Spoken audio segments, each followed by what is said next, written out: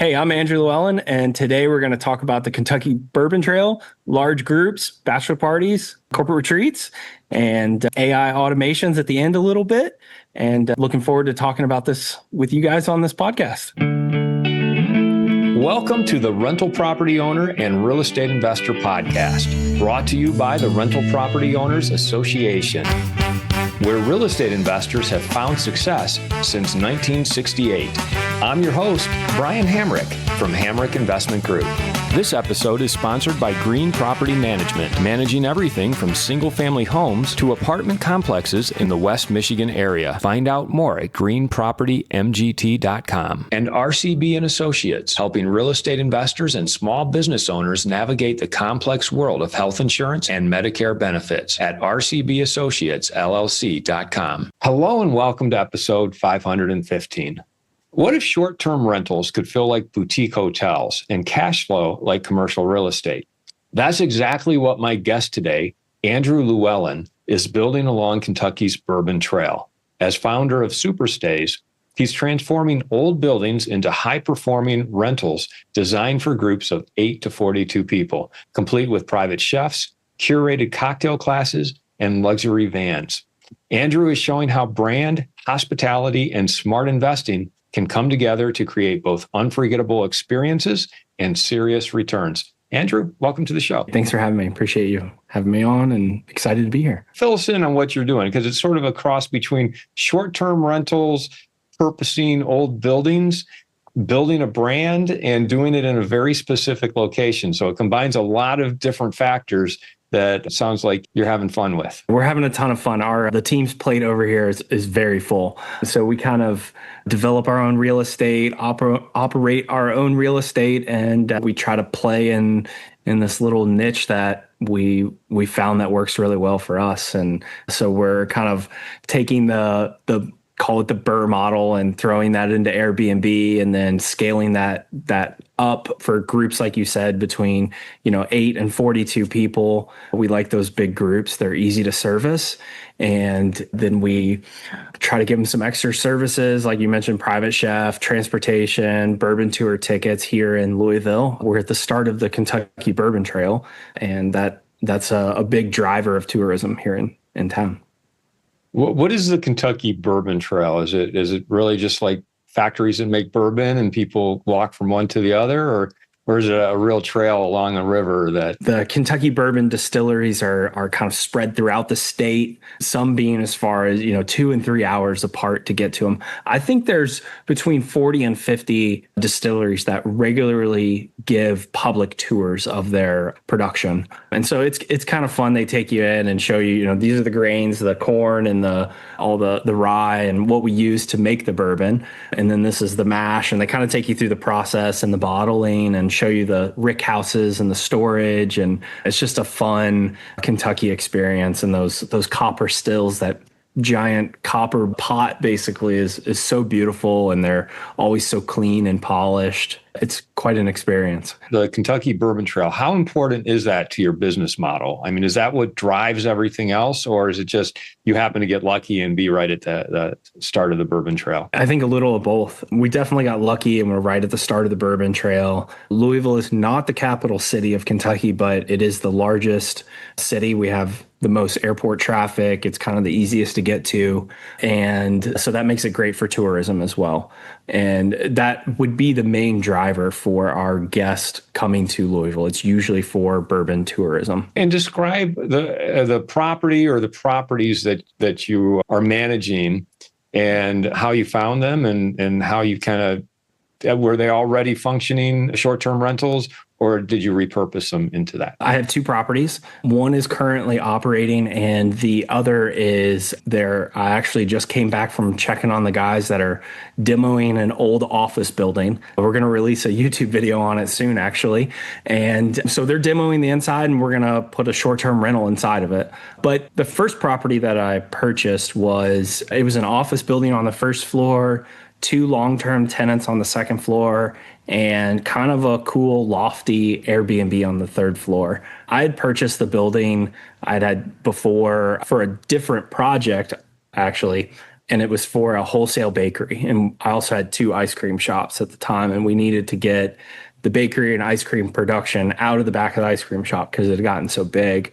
So we purchased this building kind of right on the back end of the height of COVID. Everyone was like, I don't know. And, the world's still gonna end. It was still kind of that vibe going on. And we picked it up at a really, really good price. And we started the process, did our due diligence about the bakery, submitted our plans, and the city had other ideas on whether or not we were going to put a bakery in there. So we kind of had to pivot a little bit. And during the initial building tour, I brought a buddy of mine that had one of the original 16-person Airbnbs in Louisville. And he said, you should Airbnb this whole place. Like, don't do the bakery. And I kind of like, haha, that's funny. 10,000 square feet of Airbnb. That's crazy. So, well, fast forward, here we are. The city is not going to let us do the bakery. And so I'm thinking in the middle of the night, it's about 4 a.m. And I'm like, well, I got a big problem on my hands. Maybe we should Airbnb the whole place. So I hopped in Excel and found some comps and modeled all that out. And it was clear we should Airbnb this whole place. So the original concept was to have 5 individual apartment units. And there was this little bug in the back of my head that said, I bet you that there's large groups, especially bachelor parties, possibly corporate retreats, 50th birthday parties that are coming to Louisville that would like a large space, kind of that camaraderie, and 15 bedrooms, 15 guys. So we threw that listing up there and it just kind of took off from there. And now we really try to avoid selling the 5 individual apartment units in that building. You said 15 rooms for 15 people, but is there an additional 5 units that would be traditional long-term apartments, or like what's the permutation? It was not clear about that. So the building is a 3-story building. Each floor is like 3,500 square feet, a little less. And on the first floor, we have 2 apartments. And the second floor has 2 apartments. And the third floor is one kind of giant, lofty, fun apartment with some large hangout spaces. And so within the entire building, there's 15 total bedrooms. And that breaks down between 2-bedroom unit up to a 4-bedroom unit and a couple of 3s. So are you saying your model is you want to rent it out? You want to rent out the whole building to one large group that's going to take everything, as opposed to like unit by unit, because then that limits the size of the larger group that you might put in there. We actually block our calendar for the individual units until about 60 days out. And then we open it up for individual unit booking. So we love the big group. Where are these big groups coming from? Because that's a very targeted niche. And is it all just people who want to travel the Bourbon Trail together? And how do you keep that all, those 15 beds or units like all booked all the time? Our model is bachelor parties on the weekend and corporate retreats during the week. That works. That's worked out really well for us. And usually it's bachelor. The bachelor parties are a little more dense. Those get up to 25, 30 guys that are coming for the Bourbon Trail. And think about it. If you put 25 to 30 guys in a hotel and they're here to party, and it's just not going to work out well at all. And we're priced high enough so we get a more sophisticated level of guest. If they're a bachelor party, are they trashing the place and you got to keep? So our guys are not. So we kind of price out the guys that want to throw furniture. So we get our typical age group for a bachelor party is probably late 20s to late 30s. So it's not the early 20s rager keg stand bachelor party. It's a little more sophisticated. They usually have bourbon collections. They come from a financial city, a big finance city, Chicago, Washington, D.C., New York City, L.A. That's where we see a lot of people coming from. And they're just interested in the Bourbon Trail. And we've differentiated ourselves by saying, hey, you can all stay here. And oh, by the way, we will help you plan the entire trip, since we know you probably know nothing about Louisville, Kentucky. That's one of the services you're offering, is planning the trip. What does that mean? Do you have concierge who's going to say, okay, here's where you want to go, and we'll get you a bus. That's exactly what we do. So we'll schedule that. Like we talked about earlier, we'll schedule the chef, we'll schedule their tickets at their preferred distilleries and kind of guide them on distilleries, because guys will come in and be like, I want to go to, XYZ distillery, and then I want to go to a different one. And we're like, well, that's 3 hours of driving between those two. You don't want to do that. Like, which one would you rather go to? And then let me find you 3 that are clustered together. And there's this really nice hole in the wall restaurant that you would never stop at unless you got a local recommendation. Stop there for lunch. It's going to be great. And when you get back from all day on the Bourbon Trail and you've been drinking bourbon, sampling it, we'll have dinner ready for you, so you don't have to think about that with the chef. And we run kind of a Kentucky inspired meal, or multi-course dinner. Is that you and your team, or do you have third-party providers who are handling all those aspects? So all the coordination is done in-house with the team, and then the actual services are provided third-party. Kind of our put it on a bumper sticker, thinking about how we do things around here is if it can't be done from the keyboard, we don't do it. And so that, we can schedule a chef, we can call him, and then he provides the food and the final takes it the final mile. How do you work that? Do you get a cut of what they bring in, or are they just providing the service and you're making your money off the lodging? We basically put a markup on top of it. So they don't really know who the chef is or who the provider is. The menu has our logo, our branded logo across the top. And then, we've worked with a chef for long enough that, it's at the bottom of the menu now, it says presented by, Chef Jeff. And so that's, he's a really good vendor. So kind of give him a shout out, a little credit, but that's the way we handle it. It's kind of all Super Stays branded, and then the actual provider shows up. What's your margins on those upsells? Anywhere between 20 and 50% is usually what we try to mark it up. I'm hearing bus and transportation. I'm hearing private chef. You're doing kind of like the concierge. Here's where you want to go. Here, let's plan it out for you. What are some of the other upsells you might have? One of my personal favorites to do is have the owner of a bourbon company come and give a private tasting kind of at the beginning of dinner with appetizers. And, a friend of mine just happens to own a bourbon company. I mean, it's like we're in Louisville, so it's kind of a natural thing. And they do a unique offering where they take unwanted super premium barrels and then they finish them. Like they'll finish them in a rum cask or in a wine barrel, something like that, this unwanted bourbon. And then when their run of it is finished, it's gone forever. And so he'll come and do a past, present, and future tasting of their bourbon. And he loves life more than you and I combined. So it's such a good time. And, and then we'll do like backyard barbecue, just really, really anything that people want to do. I'd like to take a moment to tell you about Green Property Management. Not only do they manage everything from single-family homes to apartment complexes in the West Michigan area, they also manage my entire portfolio. So I can tell you from personal experience that their unique flat fee management style is worth a closer look. If you feel that your property isn't operating to its fullest potential, then Green Property Management can help you take a holistic approach that will save you money, eliminate your headaches, and increase your net income. And if you're a property manager interested in applying Green Property Management's model, give them a call at 1-866-95-GREEN or visit them on the web at greenpropertymgt.com. If you're thinking of leaving your W-2 job and becoming a full-time real estate investor, one of the greatest costs you must consider is healthcare for you and your family. When I made this transition myself, I found the whole healthcare insurance process to be confusing and frustrating. That's why I'm glad I met Chad Creasy at RCB & Associates. Chad is a professional health insurance agent who helps real estate investors and small business owners understand and choose their best healthcare options. And best of all, his services are covered by the insurance company and won't cost you a dime. If you live in Michigan and are expecting a change in your healthcare insurance coverage for any reason, or losing employer coverage or transitioning into Medicare, then you owe it to yourself to contact Chad Creasy at rcbassociatesllc.com. When you have retreats, like corporate retreats, What amenities do you have within the building that allow for that? Like, do you have a large conference table or a gathering place? On our third floor and at our new property, we'll actually do the same in the basement.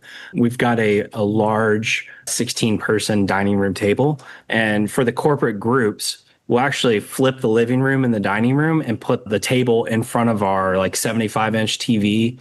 We've got a nice podium that looks kind of like a TV stand until you pull it out, and it's podium height, HDMI hookup, and you can run a real corporate retreat or a Vistage meeting. We've had guys come for those before and present on the TV. And it's a nice hangout. It's really private.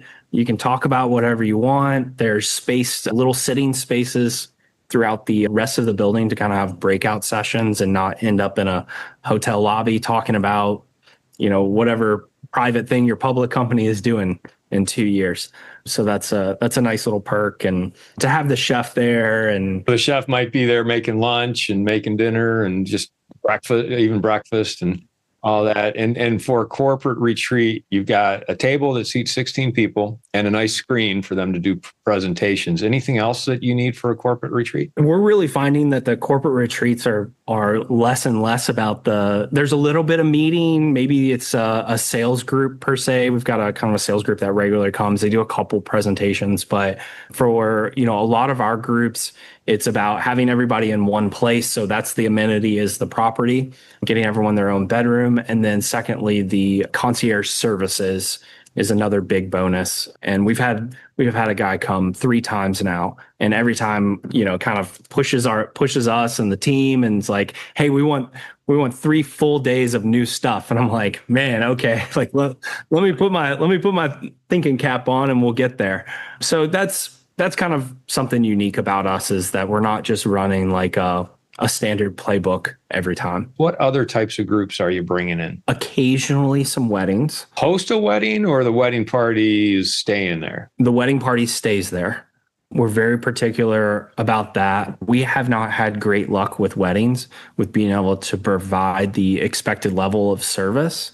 I'm not sure what that is, but we just can't do it. We seem to do bachelor parties and corporate retreats great, but weddings, we try to kind of set a different standard of like, here's the property, that's all we're providing. Like, we're not going to be your concierge and these other things. And then a couple times a year, we have some big state of play kids sports events, and they'll just pack the place. That's when we're talking 42 to 50 people, as they're like filling every spot we legally have in the building with kids. Parents and their kids coming to play baseball in Louisville. Yeah. The specific event is called Run. I think it's called Run for the Roses. It's basketball, and they'll play 1,000 teams across 100 basketball courts in a week as a tournament.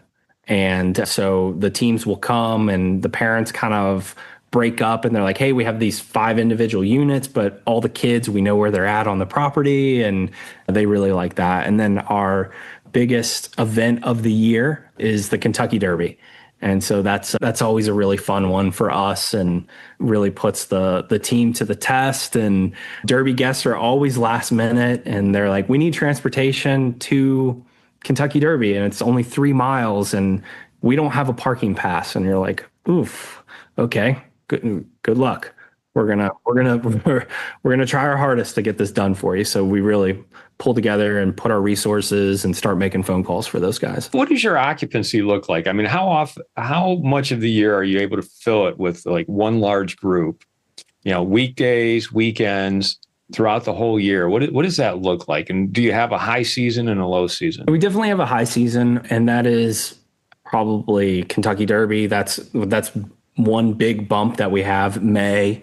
We get a couple little bumps for events throughout the year. And then September through the end of October it's go, go, go. Like right now, our September to October, I mean, we're over 90% booked already for September and October, which is amazing.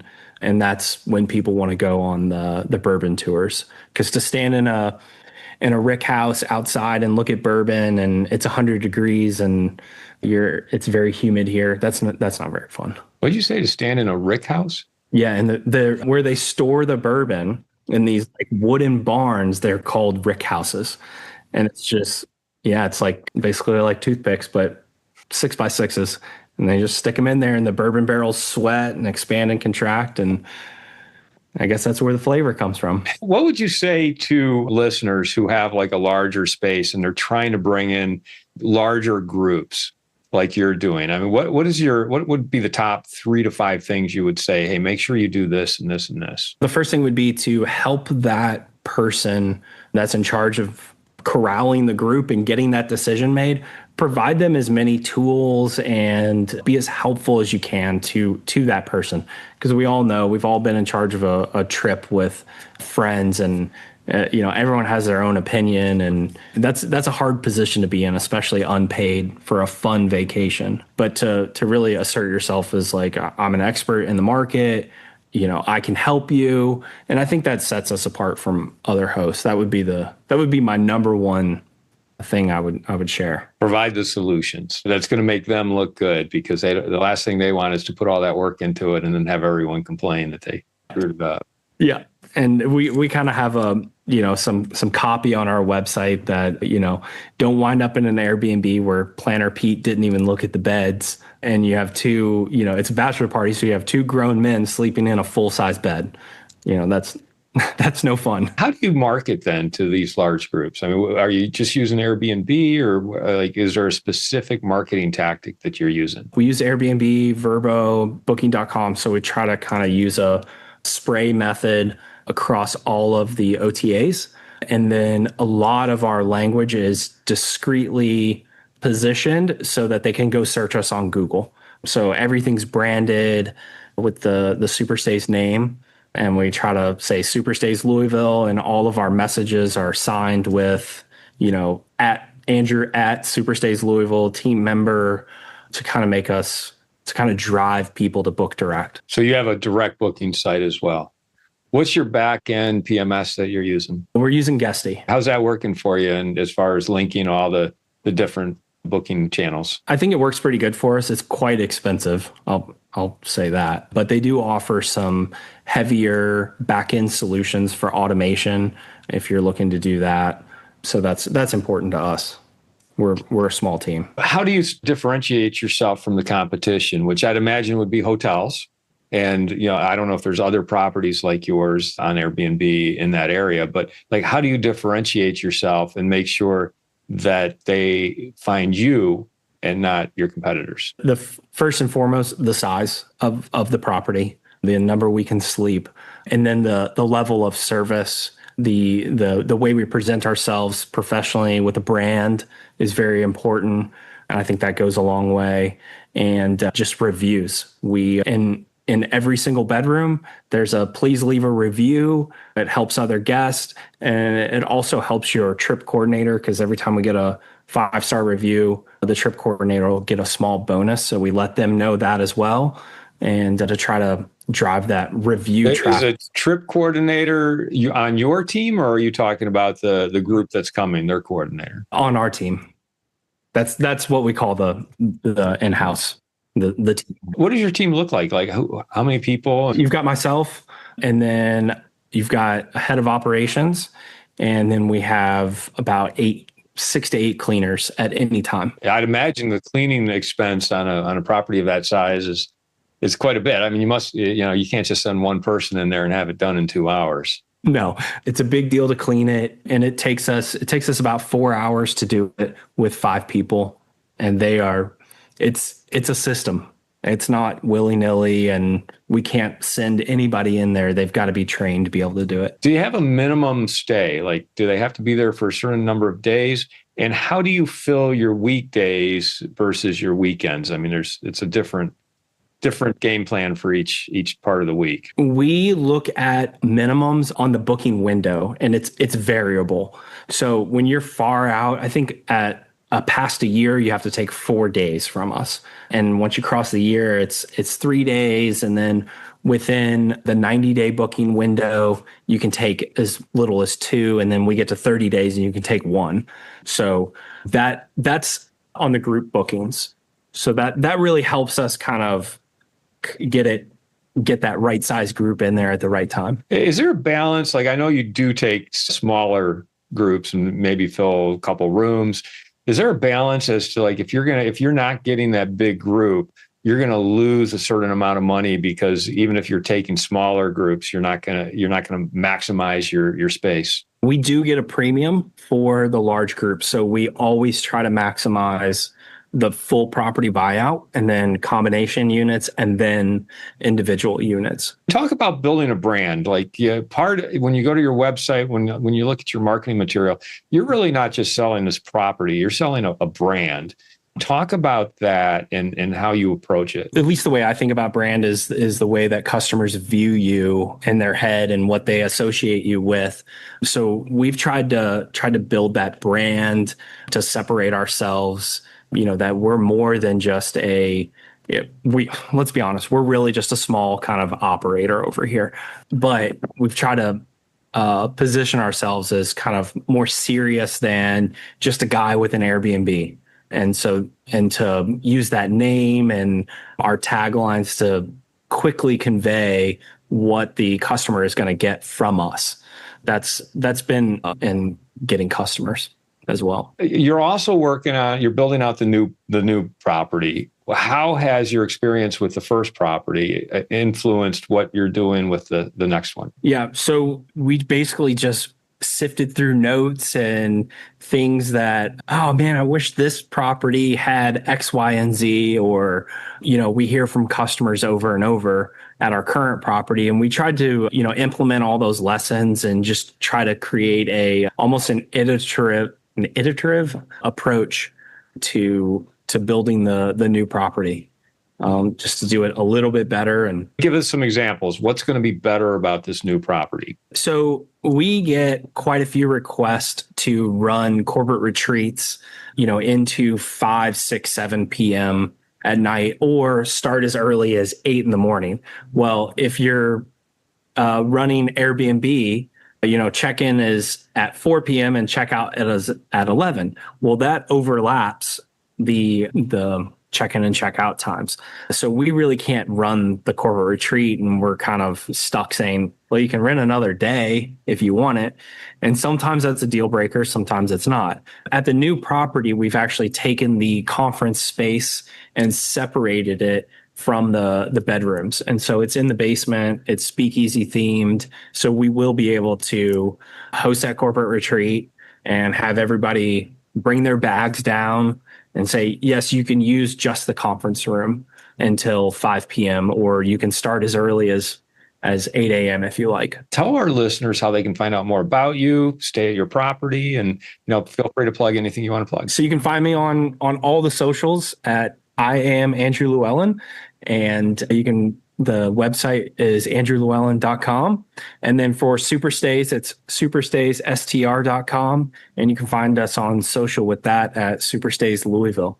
So come check us out. If you have any questions about what we're doing, how we're running these large groups, feel free to reach out. Happy to chat and have a conversation and see how we can help you out. How are you using AI in your business? So we have created our own kind of AI reply with human in the loop.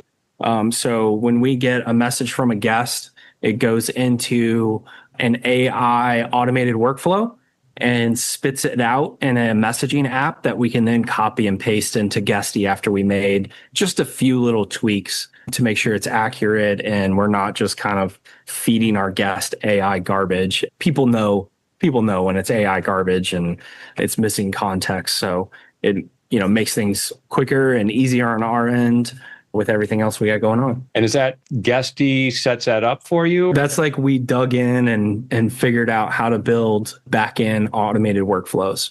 I think there's some companies out there that are selling it for $100 a month, but we built our own. Well, this has been a fun conversation talking about your property and the Kentucky Bourbon Trail. And I love that you've really figured out how to leverage your property for large groups and made it work with that particular demographic. So thanks for sharing, so much about your business and your brand and how you're going about it. It's been a real pleasure talking with you. Thanks for having me. Appreciate being on. I want to thank everybody for listening to this episode. I'm your host, Brian Hamrick from Hamrick Investment Group, and you can find out more about me by going to higinvestor.com. That's higinvestor.com. This episode was sponsored by Green Property Management, managing everything from single-family homes to apartment complexes in the West Michigan area. Find out more at greenpropertymgt.com. And RCB & Associates, helping real estate investors and small business owners navigate the complex world of health insurance and Medicare benefits at rcbassociatesllc.com.